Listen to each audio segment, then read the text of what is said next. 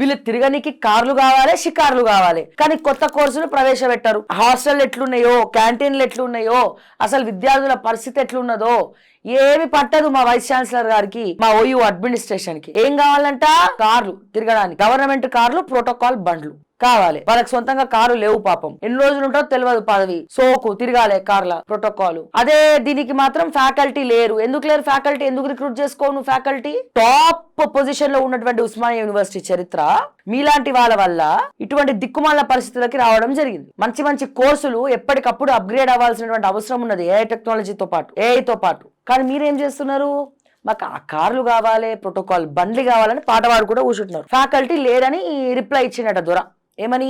Faculty లేదు, మాకు శాత కాదు, మాకు ఇప్పుడు కొత్త కోర్సులు ఏం వద్దు, ఏం తీసుకోం మేము అని చెప్పి. విద్యాశాఖ లేకపోతే ఎట్లుంటది? విద్యాశాఖ మంత్రి లేడు మనకి. మన దౌర్భాగ్యం, మన మన పిచ్చి కాకపోతే విద్యాశాఖ మంత్రి లేడు తెలంగాణలో.